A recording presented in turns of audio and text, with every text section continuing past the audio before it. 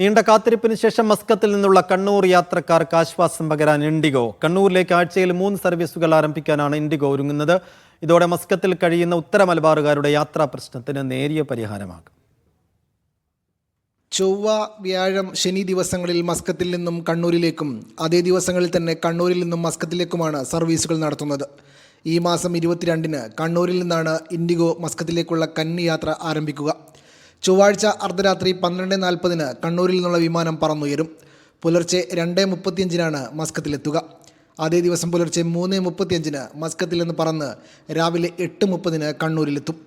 യാത്രക്കാർക്ക് 7 kilo cabin ബാഗേജും 30 kilo ലഗേജും കൊണ്ടുപോകാൻ കഴിയും. 3 തരം ടിക്കറ്റുകളാണ് ഇൻഡിഗോക്കുള്ളത്. ഏറ്റവും കുറഞ്ഞ നിരക്കുള്ള സേവ് ഫെയറിൽ 7 കിലോ ഹാൻഡ് ബാഗും 30 കിലോ ലഗേജുമാണ് അനുവദിക്കുക. ഇതിൽ ഭക്ഷണം ലഭ്യമാവില്ല. കുറച്ചുകൂടി ഉയർന്ന നിരക്കുള്ള ഫ്ലക്സ് ടിക്കറ്റ് എടുക്കുന്നവർക്ക് വിമാനത്തിൽ സൗജന്യ ഭക്ഷണം ലഭിക്കും. ഈ വിഭാഗത്തിൽപ്പെടുന്നവർക്ക് 7 കിലോ ഹാൻഡ് ബാഗും 30 കിലോ ലഗേജും അനുവദിക്കും. സൂപ്പർ ഫെയർ എടുക്കുന്നവർക്ക് 7 കിലോ ഹാൻഡ് ബാഗും 35 കിലോ ലഗേജും അനുവദിക്കും. ഈ വിഭാഗത്തിൽ ടിക്കറ്റ് എടുക്കുന്നവർക്ക് സൗജന്യ ഭക്ഷണവും ലഭിക്കും.